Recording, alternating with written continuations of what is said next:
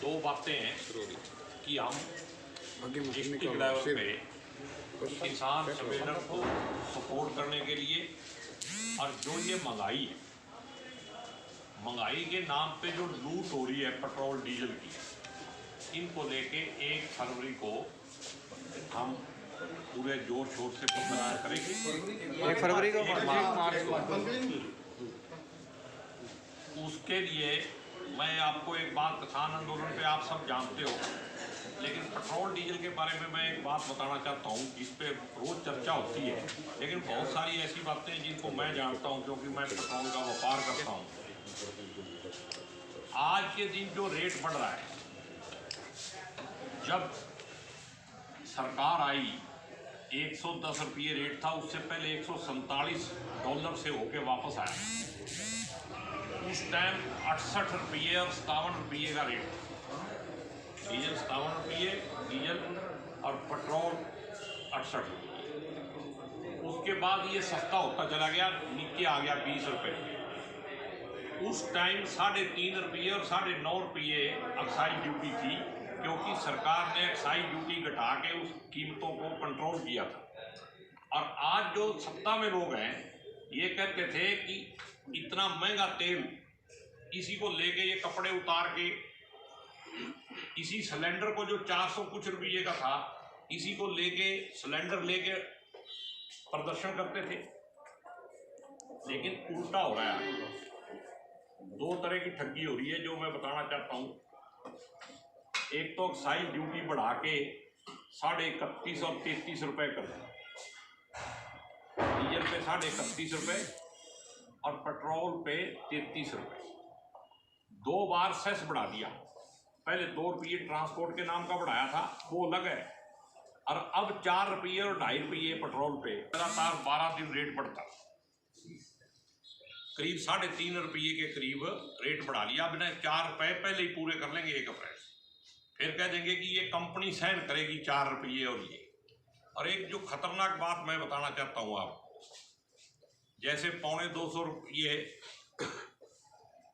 Cylinder महंगा हुआ, और जो एक्साइज ड्यूटी का स्ट्रक्चर बदला है, वो फेडरल सिस्टम को कमजोर करने का भी एक बहुत बड़ा षड्यंत्र सरकार कर रही है केंद्र की।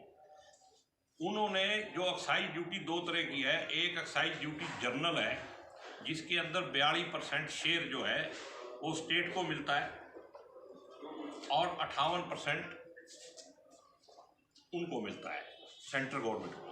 लेकिन इन्होंने उसको स्पेशल एक्साइज ड्यूटी कह के टोटल की टोटल सेंटर के खाते में जाएगी, उसमें स्टेट को नहीं मिलेगी। तो स्टेट का हिस्सा जो है 17 से 18% रह गया 42 की बजाय, और सेंटर ने अपना हिस्सा जो है 80% कर लिया। ये एक नई चालाकी की है, ये जो करते हैं ना, फिगर जोड़ते हैं, ये जब, मैं इकोनॉमिक्स का आदमी नहीं हूँ, आप लोग बेहतर समझते हो, इसमें जो जगलिंग करके हेरा फेरी की है, ये हमारा जो फेडरल सिस्टम है उसके लिए भी बहुत बड़ा खतरा है, क्योंकि स्टेट जो है वो टोटली डिपेंड हो जाएगी सेंटर के ऊपर। और जो आज के दिन जो भाजपा से मतलब शासित प्रदेश हैं, उनको भी इस बात के लिए मैं कहूँगा कि आवाज़ उठानी चाहिए। दूसरी स्टेट वालों का तो आप देख ही रहे हो क्या हालत है, जीएसटी के पैसे नहीं दे रहे। एक तरफ डिजिटल इंडिया हो रहा है, और डिजिटल इंडिया में 2 सॉफ्टवेयर डाल दो ना, जो स्टेट का हिस्सा सीधा उनके खाते में जाए, दूसरा उनके जाए, अगर डिजिटल है सही में तो। लेकिन ठगी करने की जो नीयत है। और एक छोटी सी बात मैंने और कहनी है, फिर बाप पत्रा जी बताएंगे भी, जो ये तीनों काले बिल हैं, हमारे माननीय मंत्री जी पार्लियामेंट के अंदर पूछते हैं कि इसमें काला क्या है, और मैं आपके माध्यम से उनको बताना चाहता हूं कि आपकी नीयत काली है, इसलिए किसी जनता को विश्वास ही नहीं है आपके ऊपर। और सारे जो काली नीयत वाला आदमी है वो काले कानून ही बनाएगा। ये कानून अगर बन गए तो गरीब आदमी से लेके मध्यम वर्ग तक सत्यानाश हो जाए। अब इन्होंने बड़े ठीक से आपको बताया। आज की जो हमने मीटिंग बुलाई है, तो डॉक्टर सिंह जी की अध्यक्षता में तो उसका मुख्य एजेंडे दो है।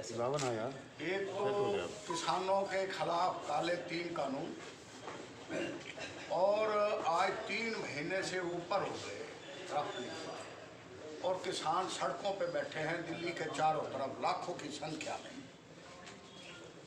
और नरेंद्र मोदी साहब तो ये कहते हैं कि एक काल की दूरी पे।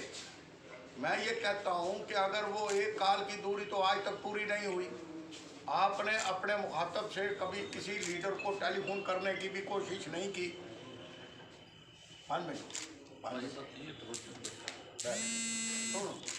मैं जो बात कहना चाहता हूँ कि 200 से ज़्यादा किसान इस देश का अंधा प्रधान है। इन्होंने बड़े ठीक से आपको बताया। आज की जो हमने मीटिंग बुलाई है त्रिलोचन सिंह जी की अध्यक्षता में, तो उसका मुख्य एजेंडे 2 है। एक तो किसानों के खिलाफ काले 3 कानून, और आज 3 महीने से ऊपर हो गए roughly, और किसान सड़कों पे बैठे हैं दिल्ली के चारों तरफ लाखों की संख्या में। और नरेंद्र मोदी साहब तो ये कहते हैं कि एक काल की दूरी पे। मैं ये कहता हूँ कि अगर वो एक काल की दूरी तो आज तक पूरी नहीं हुई। आपने अपने मुखातब से कभी किसी लीडर को टेलीफोन करने की भी कोशिश नहीं की।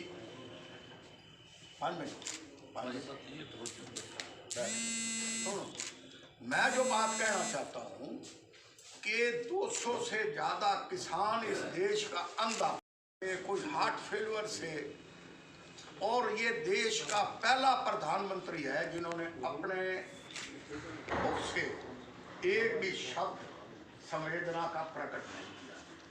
तो मैं समझता हूँ इससे तानाशाह, अनडेमोक्रेटिक, अनकॉन्स्टिट्यूशनल प्रजातंत्र में मैंने कभी ऐसा नहीं देखा। और हर चीज ट्वीट पे कहते हैं। हमारा इकट्ठ हुआ है चुनिंदा, जो इस अपना करनाल पार्लियामेंट्री हलके के जो हमारे मित्र साथी चुनिंदा इकट्ठे हुए हैं जिन्होंने चुनाव लड़ा डिस्ट्रिक्ट करनाल के। तो आज इसलिए किया कि हमने निश्चय किया कि 1 तारीख को करण पार्क से हजारों की संख्या में महंगाई के खिलाफ और 3 काले कानूनों के खिलाफ जम के सरकार के खिलाफ, भारत सरकार के खिलाफ प्रदर्शन करेंगे। आज का मुख्य एजेंडा ये है, नंबर 1। नंबर 2, आज देखो पेट्रोल के रेट क्या हैं, डीजल के रेट क्या हैं। आज हर आदमी, ये भी डायरेक्टली इनडायरेक्टली किसान पे इफेक्ट पड़ता है। आज व्यापारी, कर्मचारी, आज हर नागरिक, मजदूर, हर नागरिक सड़कों पे है और इस सरकार से पूरी तरह से त्रस्त है। जहाँ तक कानून व्यवस्था की बात है, कानून व्यवस्था तो बिल्कुल चरमरा चुकी है। रोजाना मर्डर्स, रोजाना रॉबरीज, इनके ना तो कोई एसपी है, ना काबिलियत है, और ना ही इनके पास प्रशासनिक कोई अकल है। मैं तो कहता हूँ कि आप अभी 5-4 दिनों के अंदर मुख्यमंत्री जी के 2 बयान पढ़ लीजिए। उन्होंने मीडिया में दिया है क्या कि जो किसानों की वजह से जो टोलों का नुकसान इस प्रदेश में हुआ है, ये इस हरियाणा की जनता से वसूल किए जाएंगे। ये कितना एक तानाशाह भी ऐसी बात नहीं कहता जो मुख्यमंत्री मनोहर लाल जी खट्टर ने कहा है। आज क्या कहा? कोई एक्साइज ड्यूटी कम नहीं की जाएगी, कोई वैट नहीं हटाया जाएगा, इससे नुकसान होगा प्रदेश के राजस्व पे। तो जिस मुख्यमंत्री को ये पता नहीं कि प्रजातंत्र के अंदर जनता की भावनाओं के साथ मिलकर चलना चाहिए और जनता के विपरीत जो बातें करोगे तो उससे आपका, प्रदेश का, आम आदमी का बहुत बड़ा नुकसान होगा। तो आज मैं यही कहना चाहता हूँ, यही कहने के लिए आया हूँ। 1 तारीख को हजारों की संख्या में करनाल के लोग करण पार्क से चलेंगे। शहीद भगत सिंह, नेताजी सुभाष चंद्र बोस, ये रूट तो त्रिलोचन सिंह जी बनाएंगे। जिस रूट से जाना होगा बाकायदा हर किसी के हाथ में वो पट्टियाँ होंगी और उसके ऊपर बाकायदा लिखा होगा कि ये सरकार महंगाई को ख़त्म करो, किसानों के काले कानून वापस लो। इन सारे मुद्दों के ऊपर आज हम सारे लोग इकट्ठे हुए हैं। हमारे साथ बड़े सीनियर लीडर शमशेर गोगी, वरिंदर राठौर जी, भीम मेहता जी, ये बैठे हैं बलताराम जी, त्रिलोचन सिंह जी, ये मेरी बहन बैठी हैं, नवजीत इंद्रजोत जी, नवजोत कश्यप जी। तो ये तमाम ये बैठे हैं लीडर, हर समाज से, हर क्षेत्र से लोग आए हुए हैं। तो आप देखना, ये एक ऐतिहासिक प्रदर्शन होगा, क्योंकि ये करनाल मुख्यमंत्री का हेडक्वार्टर है, उनकी कॉन्स्टिट्यूंसी है। ये मुख्यमंत्री की नींव हिला देगा और यहाँ से मुख्यमंत्री का और पूरे प्रदेश की सरकार का जाना तय हो जाएगा। आप 1 तारीख को जरूर आए, आपसे भी निवेदन है। और आपके सामने हम जो प्रजातांत्रिक तरीके से, शांतिपूर्ण तरीके से, डेमोक्रेटिक सिस्टम के हिसाब से हम पीसफुल तरीके से अपना प्रदर्शन निकालेंगे। यही बात है। बत्रा जी, आपने कहा कि इतिहास रचेगा ये प्रदर्शन, आप क्यों नहीं इतिहास रचते? कांग्रेस शासित जो आपके राज्य हैं वहाँ पे वैट घटाइए, मैसेज तो दीजिए कि देखो हम घटा सकते हैं। श्री गंगानगर में 100 रुपये लीटर तेल क्रॉस हो चुका है, वैट तो आपकी सरकार वहाँ पे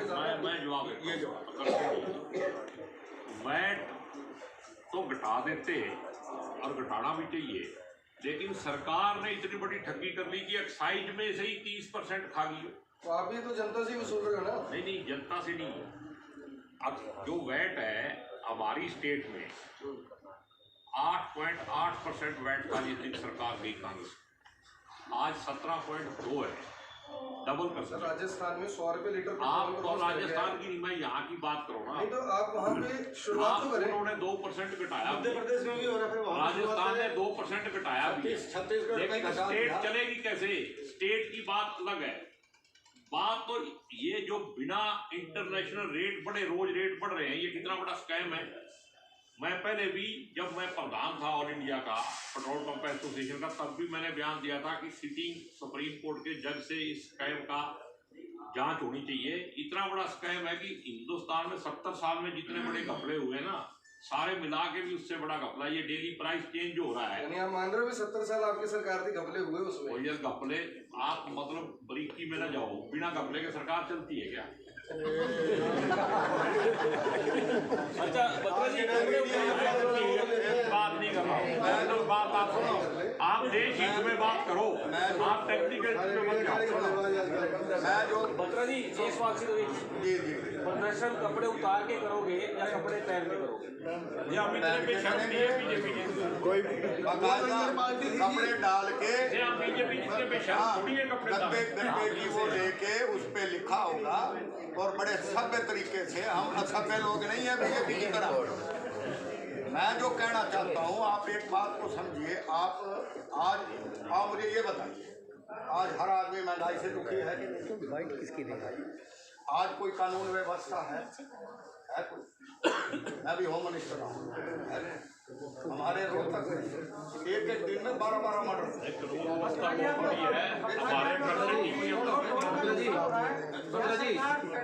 पौंडीचेरी में कांग्रेस ने सरकार गिर गई, उनकी कांग्रेस गिर चुकी है ऑलमोस्ट। तो इस पे क्या है, मतलब क्या लगता है कि कांग्रेस? देखिए, मैं आपको बताता हूँ एक मोटी सी बात। बीजेपी, आप तो मीडिया से बड़े, मेरा क्वेश्चन पूरा नहीं हुआ। मैं समझ जवाब तभी तो दोगे जब प्लीज। मतलब क्या लगता है कि आपके एमएलए बिकाऊ हैं? मतलब जो कांग्रेस में आके या एक तरह से वो हाउस कैबिनेट में शामिल हो जाती है, पहले एमएलए कांग्रेस की सीट पे बनते हैं, बाद में मतलब लगा दिया। आप ये जो सवाल आपने किया है, मैं इसका या हॉर्स ट्रेडिंग कर रहे हैं, मैं ये कहता हूँ कि ये नहीं है कि 100 में से 100 बटा ठीक होंगे, लेकिन जो 1-2 आदमी ये रोज शोर मचाते थे कि भजनलाल जी ने सरकार कैसे बना दी, फलाने ने सरकार कैसे बना दी, ये आज अपने आप को दूध का धोया हुआ बता सकते हैं क्या? सारी सरकार भारत की वेस्ट बंगाल में बैठी है। अमित शाह हर दूसरे दिन वहाँ बैठे हैं, नरेंद्र मोदी जी हर तीसरे दिन वहाँ बैठे हैं। मैं ये कहना चाहता, पांडिचेरी में भी वही हो रहा है रोजाना।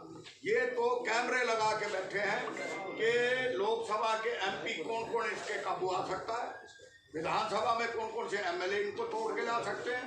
इनका एजेंडा, इनकी मोडस ऑपरेंडी यही है कि सरकारों को तोड़ो मैं तो ये कहता हूँ कि पूरे देश के अंदर सिवाय जाति पाति के, सिवाय कास्ट पॉलिटिक्स के, धर्म के नाम पर इनके पास तीसरा एजेंडा दिखा दो जो एजेंडा इन्होंने पूरा किया। हर मामले में स्कैम है। आप मुझे ये बताओ, प्राइम मिनिस्टर रिलीफ फंड, आज तक ऐसा कभी नहीं हुआ कि उस फंड की कोई ऑडिट ही नहीं हो सकता। लाखों करोड़ रुपया प्राइम मिनिस्टर रिलीफ फंड में चला गया, उसको कोई चैलेंज नहीं कर सकता। कि कभी ऐसा हुआ है क्या? आप बताइए। सरदार मनमोहन सिंह, हमारी गवर्नमेंट थी, हमने कहा था, हम लेके आए थे कि भाई कोई भी 4 आने की एप्लीकेशन दो और अपना केस उठाओ, है? आज हम ही लेके आए थे ना, सरदार मनमोहन सिंह लेके आए थे। हमारी हिम्मत थी, हमारा हौसला था। मैं तो ये कहना चाहता हूँ, ये पूरा देश भ्रष्टाचार में, ये सरकार डूबी हुई है, इनके दिन लद गए हैं। आप देखना, ये जो किसान लाखों की संख्या अंधा जो सड़कों पे बैठे हैं, ये इनकी कफन का कील साबित ना हो, मुझे कह देना। ये मैं आपके बीच में कह के जा रहा हूँ, इनका जाना तय है। कल मुख्यमंत्री करनाल में थे। हाँ जी, कल मुख्यमंत्री करनाल में थे, उन्होंने कहा कि ऐसे लोग विरोध